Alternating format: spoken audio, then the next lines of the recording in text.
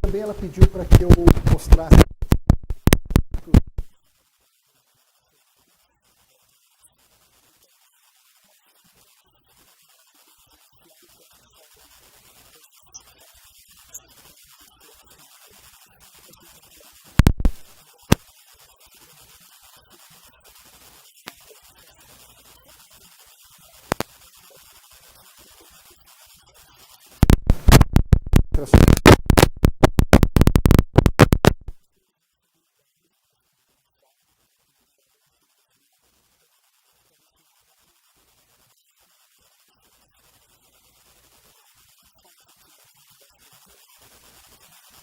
um pouquinho quais são as doenças aí que estão relacionadas à infertilidade e que a gente avalia na ultrassonografia. Quando eu falo em útero, eu tenho uma série delas. As mais comuns estão relacionadas aos miomas uterinos. Existe uma tendência, mesmo que você não utilize o número da classificação da FIGO de 2009 e 2010, entre 1 a 7, mas pelo menos a gente deve, na ultrassonografia, mesmo que eu não coloque mioma, tal, FIGO 7, mas para que pelo menos eu dê as características dos miomas, falando da localização, das dimensões, dos mantos interno e externo. O manto interno, na verdade, o que é? É a distância entre o mioma e a cavidade endometrial, e manto externo é a distância entre o mioma e a serosa do útero, pensando num eventual tratamento cirúrgico. E eu posso também dar a classificação da FIGO, mas utilizar o número da classificação da FIGO não é o mais importante, desde que a gente escreva o que é importante para planejamento de tratamento de vocês. Então, se eu vejo um mioma que ele tem um componente submucoso de 50% ou de 70%, então é importante que eu escreva no relatório a localização desse mioma, o tamanho dele e qual que é a porcentagem estimada de comprometimento submucoso. Pelo menos dividir se o comprometimento submucoso ele é maior ou menor do que 20%. Porque a gente sabe que isso é extremamente importante para vocês. Eu gosto bastante desse, acho que todos vocês conhecem, dessa classificação que o Lasmar, ele é do Rio, né, Marisa? E ele faz uma classificação bastante interessante, inclusive isso foi reproduzido não só através da classificação dele, basicamente ela é histeroscópica, mas teve um trabalho depois que reproduziu isso e mostrou que ela é reprodutível através da ultrassonografia. Nessa classificação, basicamente eu tenho que informar, é lógico, as dimensões dos miomas, a localização dele, se esse mioma está mais próximo do istmo, está no terço médio, no corpo ou no fundo. Qual que é o tamanho da base de implantação, se é uma base de implantação muito grande, que ocupa mais do que um terço, menos do que um terço, mais do que um terço, mais ou menos do que 2/3 da superfície da cavidade endometrial, e o quanto que ele se aprofunda no miométrio, né? Se a profundidade dele é maior do que 50% ou menor do que 50%, basicamente. Porque através dessa classificação ele mostra que tem alguns nódulos que são fáceis de vocês fazerem a ressecção na única esteroscopia, e tem outros nódulos que estão mais na região fúndica, que tem, apesar de ter um componente submucoso, tem uma base de implantação muito extensa ou uma base mais profunda de componente mural. Esses nódulos, eles às vezes não são removidos na primeira esteroscopia e você tem que programar uma segunda esteroscopia. Então, na verdade, são basicamente essas informações, privilegiando os miomas submucosos, que eu acho muito importantes da gente, como imaginologistas, fornecer para vocês. Porque essas medidas simples de localização, o quanto que o mioma ele tem de componente submucoso ou de componente mural, se a base de implantação dele é muito grande, além das dimensões dos miomas, são importantes para vocês planejarem uma esteroscopia simples ou às vezes mais demorada e eventualmente fazer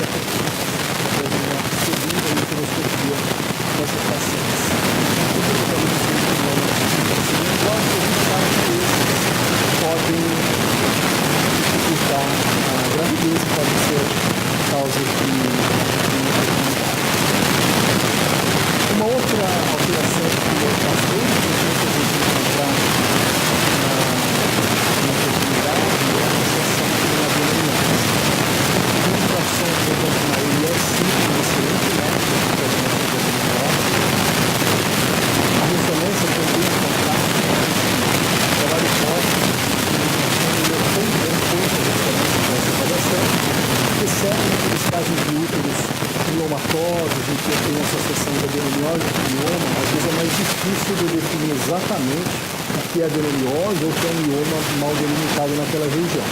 Mas é importante frisar que o ultrassom ele é sim um ótimo método para fazer o diagnóstico de adenomiose também. Alguns casos, às vezes pelo próprio ultrassom transvaginal, a gente consegue identificar a adenomiose, mas não tem dúvida de que pela ultrassonografia transvaginal eu tenho uma resolução mais adequada e eu consigo identificar a adenomiose, seja ela difusa, seja focal, como nesse caso, uma adenomiose mais restrita à região fúngica do útero, ou pequenos focos de microcílios espessos isolados nas zonas nasais. Esse é o primeiro caso, mostrando uma equivalência entre os métodos, uma zona funcional espessada por vários microcílios branquinhos de componente somático intermeio, e aqui na ressonância magnética, eu vejo uma parte da zona funcional normal e essa adenomiose focal na parede temporal posterior. Eu percebo que como lidar com a adenomiose na paciente de fertilidade ainda não existe um consenso, porque a gente não sabe quanto que, para determinadas pacientes, aquela adenomiose ela é significativa ou não como causa de infertilidade. Primeiro que esse conhecimento de que a adenomiose é causa de infertilidade ele é relativamente recente para a gente. Segundo que não tem nenhum trabalho robusto fazendo a correlação entre grau de adenomiose versus infertilidade. Então, é difícil para o fertilileuta considerar todas as pacientes com adenomiose. Se você tem uma paciente que tem uma adenomiose acentuada, com útero de 200, uma adenomiose difusa, ou aquela paciente que tem adenomiose, mas tem lá uma adenomiosezinha focal, comprometendo menos do que 10%, por exemplo, da superfície endometrial. Então, é muito difícil, eu percebo, de se relacionar com a adenomiose sendo causa de infertilidade, porque você tem vários graus de adenomiose, desde aquela grandona, toda difusa, até aquela microadenomiose, mas que ela é existente. De qualquer forma, o ultrassom é um ótimo método para fazer essa avaliação. Existem algumas causas mais raras de adenomiose, algumas apresentações mais raras de adenomiose, o ultrassom é uma curiosidade, como uma adenomiose cística. Então, ela não tem continuação com a zona juncional, até a fisiopatologia dela é um pouco diferente da habitual, mas eu vejo um verdadeiro lago cheio de conteúdo espesso, característico de endometriose, no ultrassom. E, nesse caso, por exemplo, tem a confirmação através da ressonância magnética. Mas a grande maioria dos casos de adenomiose são apresentação clássica, aquela zona juncional bastante espessada, com microcistos. Existem alguns casos focais e, mais raramente, essas apresentações incomuns, como a adenomiose cística, em que eu tenho um útero praticamente normal, mas só uma adenomiose cística localizada, ou através da apresentação de adenomiomas, que também são mais raros.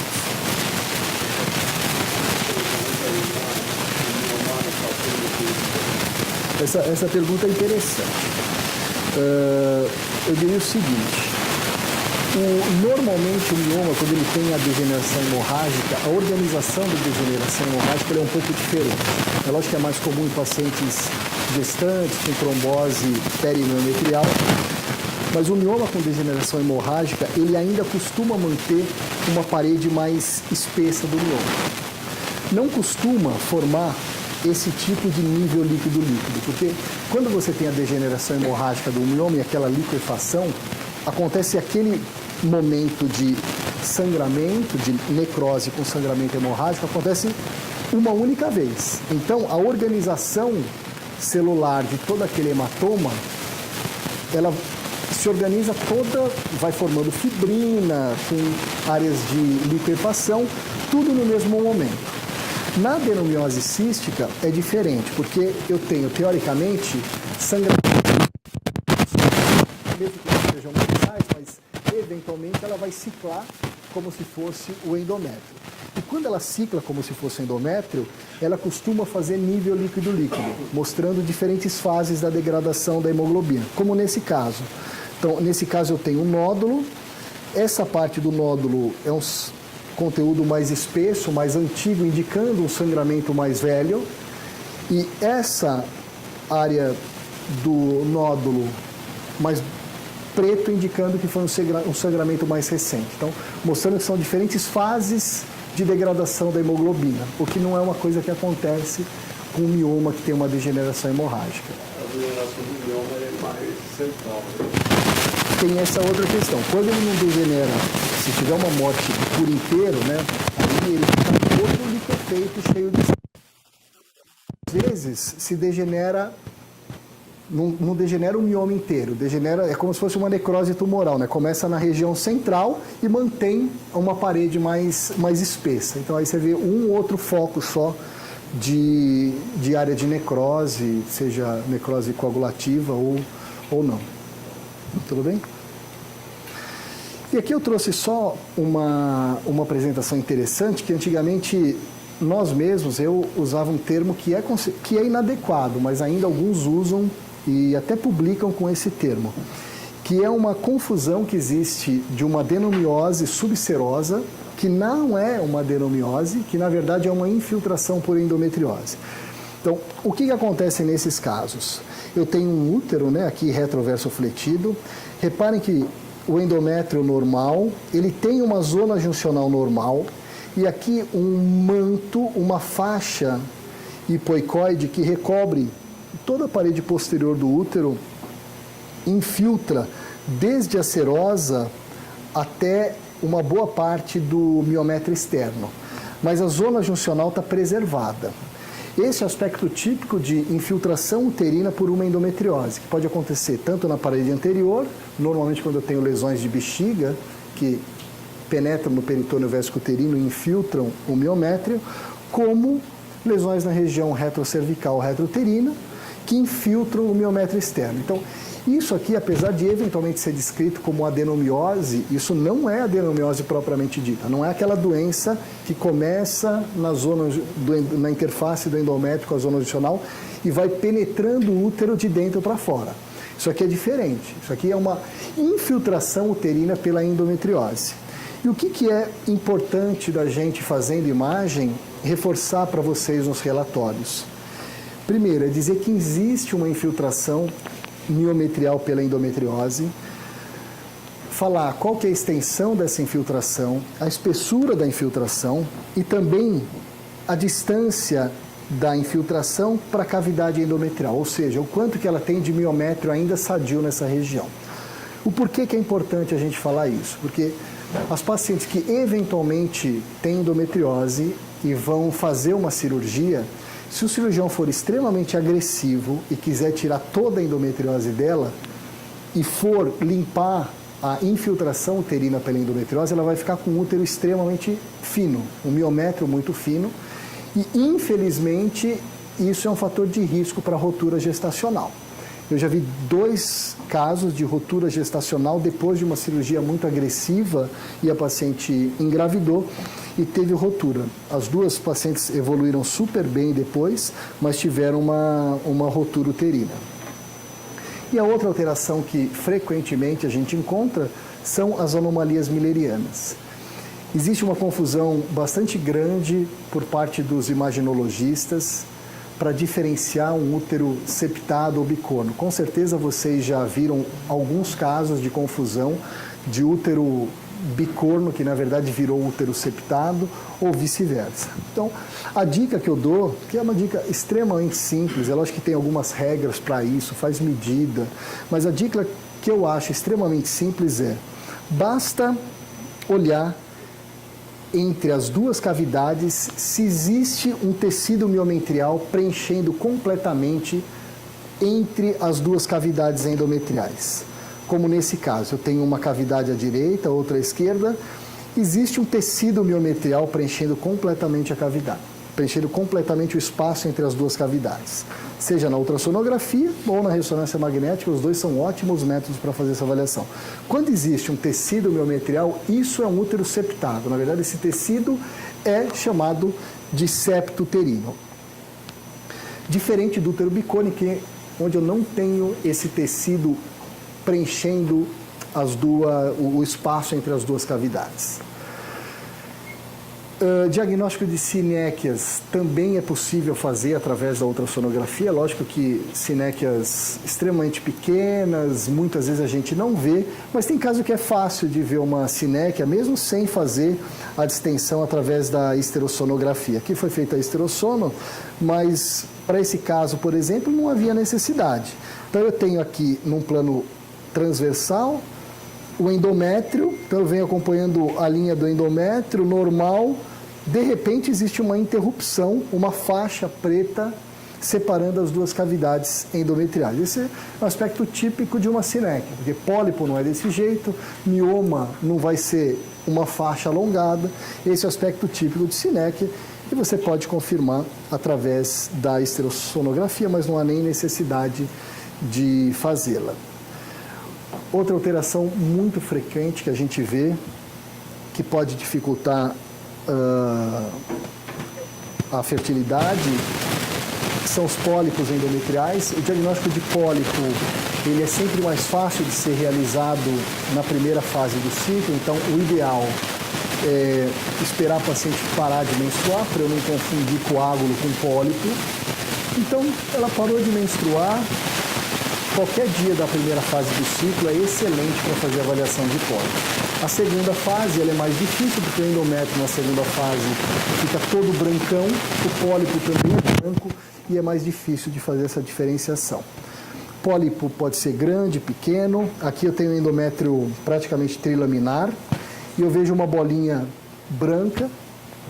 Às vezes ele é mais alongado, mas também é o aspecto típico de pólipo. Reparem que ele é branquinho, alongado, mal definido, diferente de um mioma. O mioma quase sempre ele vai ser uma bolinha preta bem delimitada. Então, é muito fácil fazer a diferenciação de pólipo submucoso, né, para um mioma submucoso. Basta ver a morfologia, e quando ele é branquinho é pólipo, é muito raro o mioma ser branco. E uma outra coisa que pode nos ajudar é utilizar o Doppler. Então, quando eu coloco o Doppler, na maioria dos pólipos, principalmente quando eles são grandes, maiores do que meio centímetro, eu consigo ver um pedículo vascular único. Então, o fato de identificar um pedículo vascular, isso facilita o diagnóstico de pólipo endometrial. Então,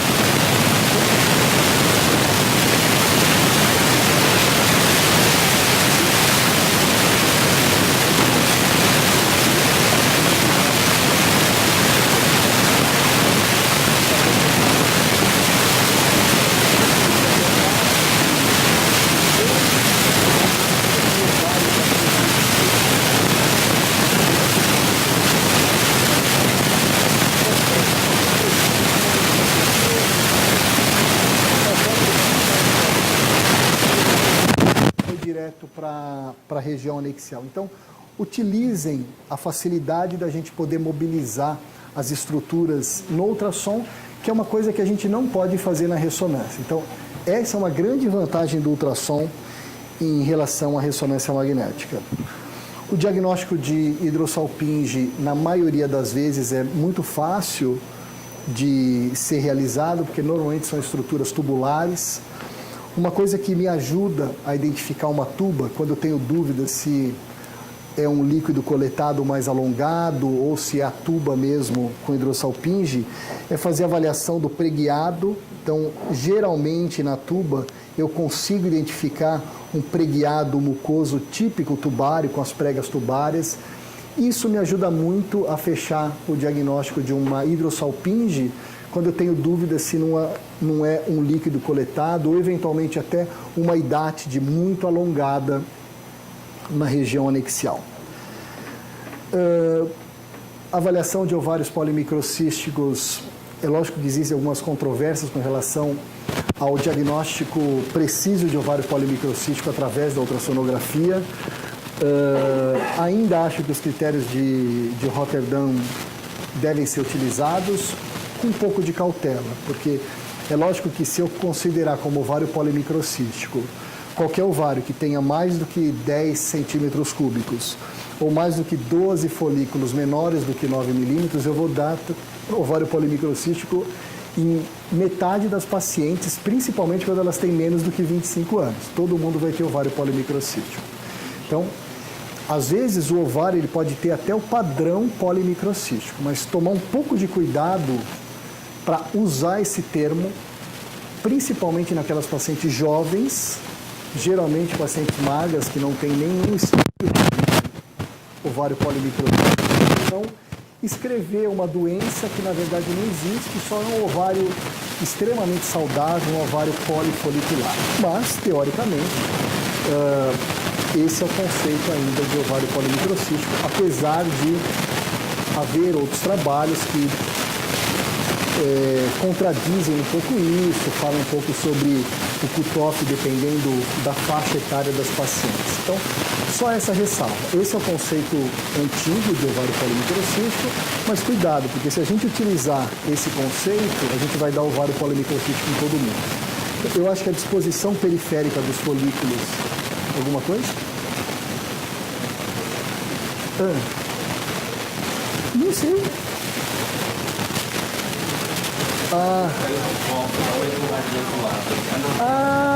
Tela do... sério? É assim? Não. Nunca vi isso, não. Vê aqui pra mim. Então, típica de folículos periféricos, com centro um pouquinho mais branco, nesses casos ajuda a falar em ovário polimicrocístico, mas cuidado para não utilizar esse critério de forma rígida, senão em pacientes jovens a gente vai dar muito ovário polimicrocístico.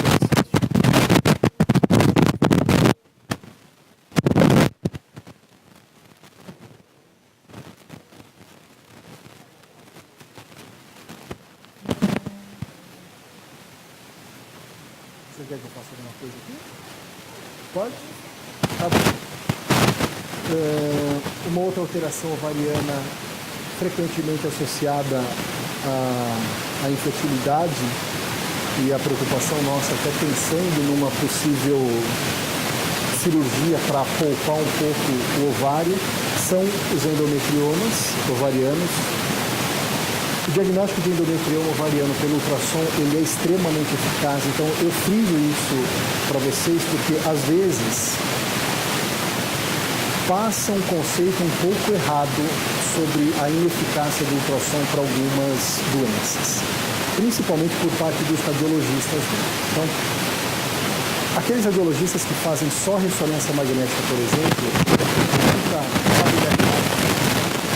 ou aquele grupo que faz muita ressonância magnética, não faz tanto ultrassom, tem respostas, às vezes, para avaliação de doenças, mostrando que a ressonância é fantástica e o ultrassom é precário. Se você pega grupos que fazem muito bem ultrassom e ressonância não tão bem, eles vão falar que o ultrassom é fantástico e a ressonância magnética é fraca.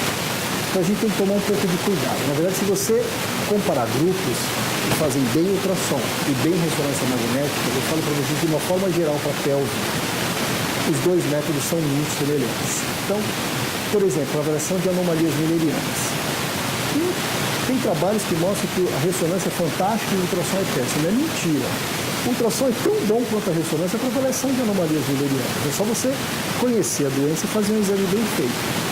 Para avaliação de endometriomas ovarianos, também o ultrassom ele é fantástico para o diagnóstico. Você fala, a ressonância é melhor.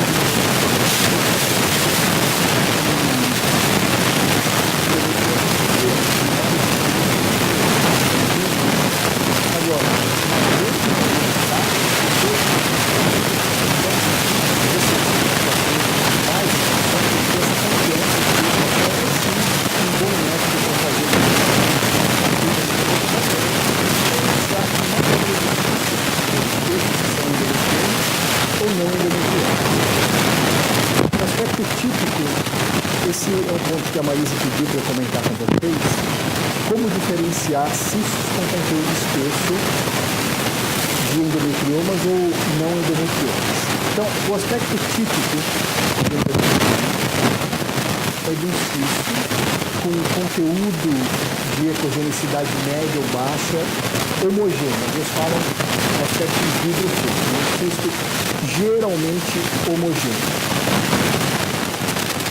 Uma boa parte desses cistos, eles também têm pequenos pontos hiperecoides parietais, o que reforça o diagnóstico de endometrioma, indicando que esses pontos são depósitos mais antigos de hemosiderina, o que não é uma coisa comum da gente encontrar nos cistos hemorrágicos, porque é um sangramento só, não dá tempo de ficar tanta hemosiderina periférica nesses cistos. Então, a baixa ecogenicidade homogênea, a presença de pontos hiperecoides parietais e também quando existe a presença de nível líquido-líquido, favorece o diagnóstico de endometrioma. O nível líquido-líquido é exatamente a mesma explicação da adenomiose cística versus o mioma. Por que forma? O nível líquido-líquido é muito raro de formar num cisto hemorrágico. Ele forma por quê? Teoricamente, o endometrioma teve um sangramento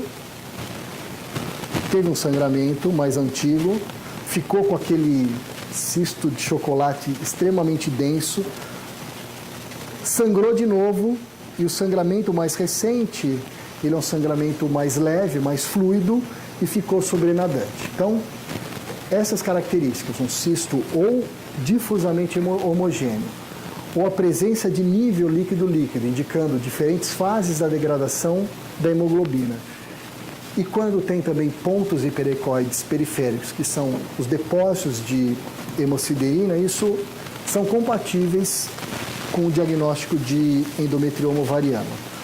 Uma dica importante, quando vocês tiverem disponível o Doppler, e hoje a grande maioria dos aparelhos tem o uso do Doppler, e verem um cisto com conteúdo espesso, com uma área mais sólida, utilizem o Doppler. Porque essa área mais sólida, ela pode, se não houver vascularização nenhuma, ser um coágulo mais bem organizado dentro desse cisto, como por exemplo nesse caso. Então, é um cisto com uma área sólida grande. Se isso aqui fosse tumor e eu jogasse o Doppler, certamente teria uma vascularização identificada ao Doppler. O fato de não ter me deixa seguro para falar que, na verdade, esse é um cisto com conteúdo espesso e que tem um coágulo mais bem organizado. Diferente desse caso, em que eu tenho um cisto com conteúdo espesso, uma área sólida, e aí eu jogo o Doppler e vejo que tem vascularização. Então, até que se prove o contrário, isso aqui é um câncer, provavelmente um tumor relacionado a endometrioma pelas características do conteúdo espesso e não é um coágulo. Portanto, o cisto é homogêneo, tudo bem, vocês não precisam jogar Doppler nenhum. Agora, é um cisto de conteúdo espesso que tem uma área sólida, coloquem o Doppler para a gente diferenciar entre endometrioma com coágulo, um cisto hemorrágico com coágulo, versus um cisto associado eventualmente a um carcinoma. Eu trouxe aqui algumas outras causas de cistos espessos que às vezes confundem com endometrioma. Então, um corpo lúteo que pode ter tido um sangramento. Reparem, a parede do corpo lúteo, ela já é uma parede um pouco diferente do endometrioma. Ela é uma parede proporcionalmente espessa para o tamanho do cisto e ela costuma ter algumas anfractuosidades, que é uma coisa que não é comum da gente identificar no endometrioma. Além disso, o conteúdo espesso, ele não é homogêneo, como o endometrioma, e ele não forma um nível líquido como no endometrioma. Se a gente utilizar o Doppler, aí fica mais fácil de diferenciar. Então, o corpo lúteo forma tipicamente aquele halo de fogo, né, indicando uma vascularização intensa e de baixa resistência na periferia, que é uma coisa que não acontece nos endometriomas. Então, viu as características da parede desse cisto, muito grossa para um cisto relativamente pequeno. As paredes do corpo lúteo, elas tendem a ser mais anfractuosas. Joga o Doppler, forma aquele halo bastante vascularizado, isso é um corpo lúteo. O difícil para a gente é pegar aquele corpo lúteo velho do ciclo anterior, que tem um componente espesso, e diferenciar, às vezes, de um endometrioma quando pequeno. Porque ele já é pequenininho, tem um conteúdo espesso em organização, não tem a parede tão espessa, e quando eu jogo o Doppler, ele não tem uma vascularização significativa. Então, corpos lúteos antigos ou corpos albicans, para a gente, às vezes, é muito difícil de fazer a diferenciação com endometrioma. Com relação aos cistos hemorrágicos sensulato não endometrióticos, na grande maioria das vezes a gente também consegue fazer essa diferenciação. O conteúdo espesso de um cisto hemorrágico, ele não é homogêneo como o de um endometrioma e ele tende a se organizar formando como se fosse redes de fibrina. Então, ele tende a se organizar de forma muito mais bem delimitada, formando um coágulo. E se você olhar internamente dessa área tendendo a formar o coágulo, a gente consegue identificar vários septos como se fossem teias de aranha de fibrina se organizando. Então, dessa forma, a gente consegue diferenciar um cisto hemorrágico também de um endometrioma. Esse daqui é um outro exemplo mais clássico ainda de cisto hemorrágico, em que eu tenho o verdadeiro aspecto em teias de aranha. Repare, o aspecto é muito sugestivo de cisto não endometriótico. O restante do conteúdo espesso que ele tem não é tão branco e homogêneo como num cisto de endometrioma. E o conteúdo espesso, ele tende a formar redes de fibrina, como se fosse o aspecto semelhante ao conhecido como teia de aranha. Esse aspecto é muito compatível com o cisto hemorrágico. Então, para esses casos, não há necessidade de eu colocar, olha, um cisto espesso que é incaracterístico ou que pode ser endometrioma ou hemorrágico.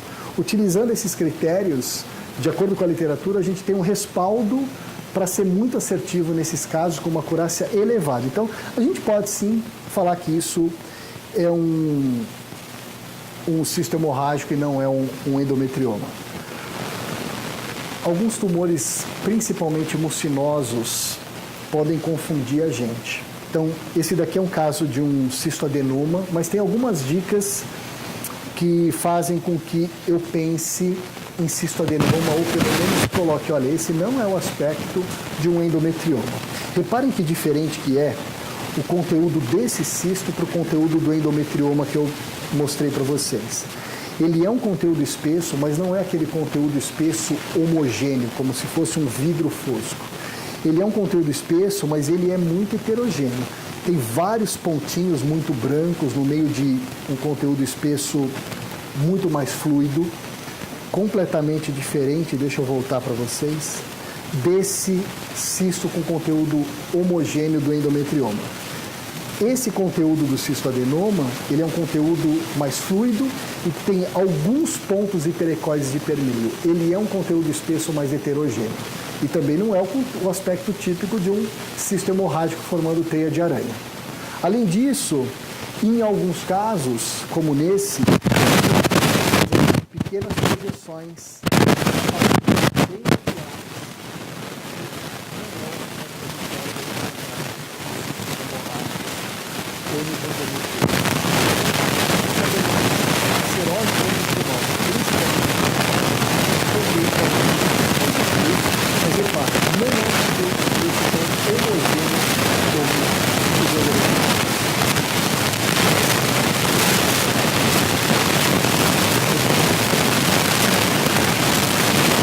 basicamente são esses os principais diagnósticos diferenciais de cistos de conteúdo espesso.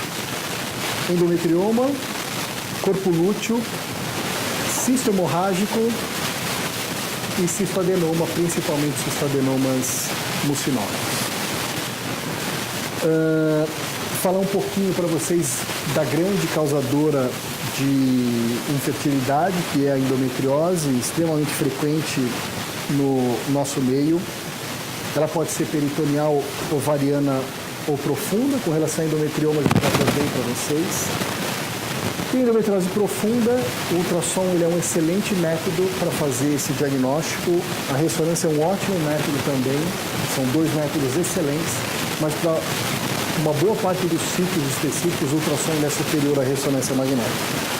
Lesões retrocervicais, como por exemplo nesse caso, em que eu tenho o colo do útero, o reto, passando aqui atrás, um nódulo espiculado preto, às vezes até com os pontinhos brancos de depósito de sangue, exoaspecto típico de endometriose na região retrocervical.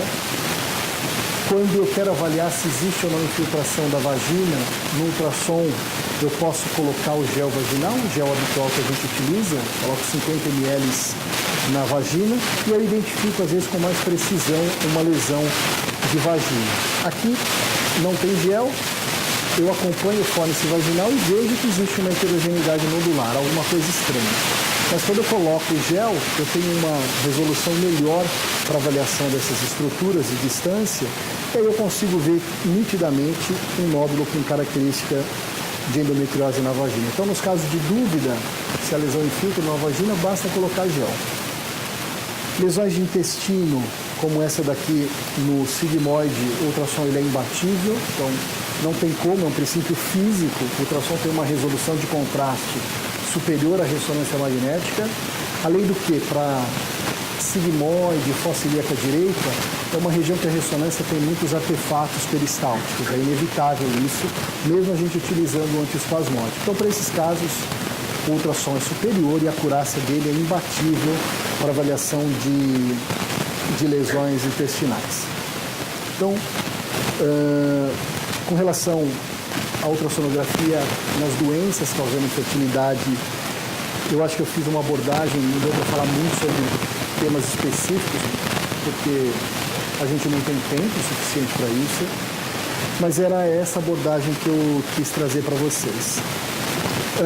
Falar um pouquinho para vocês sobre a avaliação de reserva ovariana. Isso é uma coisa que frequentemente a gente realiza. É lógico que vocês podem fazer essa avaliação também laboratorialmente, principalmente hoje através do hormônio antimileriano, e muitas vezes a gente percebe que as duas coisas correm juntas, a contagem do folículo antral e a dosagem do hormônio antimileriano, mas eventualmente a gente tem que esteja entre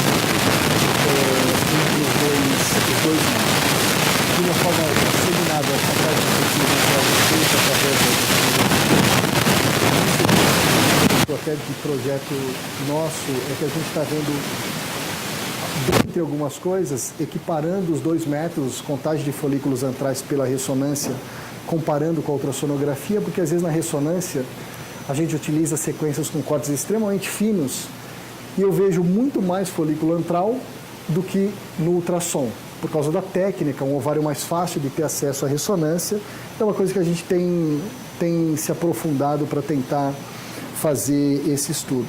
Normalmente a contagem ela é feita de forma muito simples, então eu faço a varredura no ovário e vejo qual que é o número de folículos que tem entre 2 e 10 milímetros, e aí eu considero como sendo essa a contagem de folículos antrais, e o ultrassom transvaginal ele é considerado o melhor método para essa avaliação.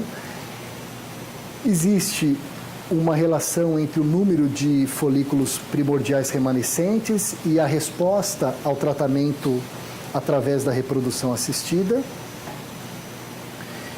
E com relação ao tratamento, e ele é um preditor para os tratamentos com indução da ovulação, indicando que tem um grande número de folículos disponíveis para um recrutamento. Então, é muito simples a contagem de folículos antrais. Existem algumas técnicas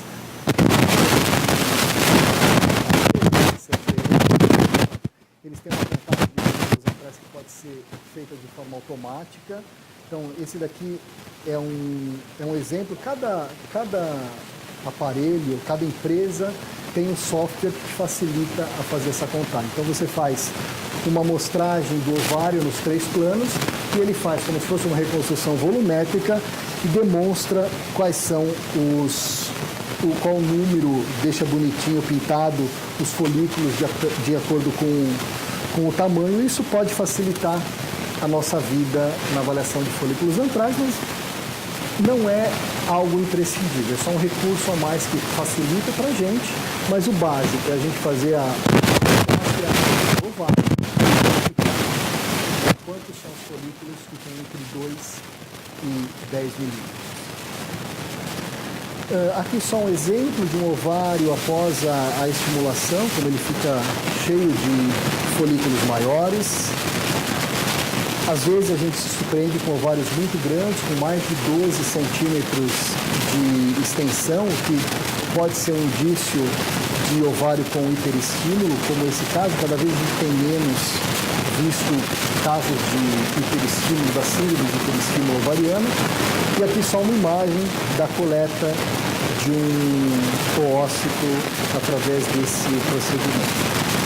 E a Marise pediu para que eu trouxesse para vocês um pouquinho sobre, como eu falei, da gestação inicial, que é uma coisa que vocês se deparam com muita frequência através da resposta ao tratamento. Então, eu trouxe para vocês algumas dicas básicas, que foi o que eu sempre utilizei. Eu nunca fui um expert em obstétrico, mas algumas dicas básicas que fizeram com que eu me virasse super bem, principalmente nos plantões ou mesmo na clínica inicial. Então, normalmente, abaixo de 4 semanas de gestação, quase nunca identifico um saco gestacional.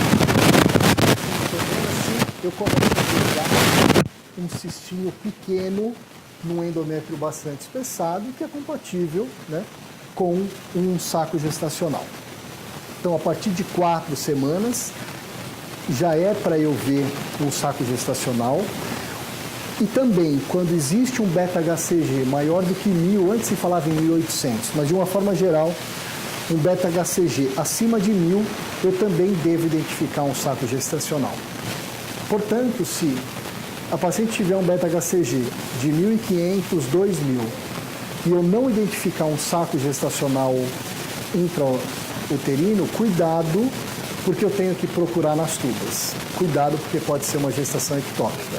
Tudo bem, pode ser que ela tenha tido uma gravidez, já tenha abortado, e eu estou pegando um beta que, ao invés de estar subindo, está caindo. Mas, de uma forma geral, beta-HCG maior do que 1000 a 1500, eu devo identificar alguma imagem cística no endométrio, senão eu devo procurar uma gravidez ectópica. O saco gestacional, ele também tem que ser um saco gestacional regular, com as paredes bem delimitadas. Essa é uma dica de uma gestação boa. Se o saco gestacional não tiver com essas paredes bem delimitadas, for um saco gestacional todo irregular, isso é um preditivo de uma evolução desfavorável. Normalmente, com 5 a 6 semanas, eu já identifico um polo embrionário. Então, um polo embrionário, normalmente com 5 semanas eu já identifico o polo e consigo captar o batimento cardíaco total. A partir da 6ª semana, eu já vejo o polo embrionário mais bem delimitado. Aqui, por exemplo, eu vejo só como se fosse um pontinho, vai. Depois eu já começo a ver o polo embrionário, um embrião mais bem delimitado. Então, normalmente, com 5 semanas, eu vejo lá um pontinho, algo entre 1 e 3 milímetros. Com 6 semanas, já é para identificar um embrião em mais de 4 milímetros. E também, obrigatoriamente, com 6 semanas, eu tenho que identificar batimento cardíaco total. Se eu não identificar com 6 semanas batimentos cardíacos totais ou um embrião de pelo menos 3 milímetros, algo está errado nessa gestação. E aqui, a partir de 7 semanas, pelo que a Marise falou, vocês já não fazem mais acompanhamento. Então, esse é o limite. Com 7 semanas, eu consigo identificar bem já o embrião, até diferenciar um pouquinho a cabeça do tronco, então é um embrião já muito mais bem formado, e ele mede aí entre 10 e 15 milímetros. Algumas outras dicas para vocês. Quando eu tiver um saco gestacional com diâmetro médio a gente faz as 3 medidas do saco gestacional, soma e divide por 3. Então,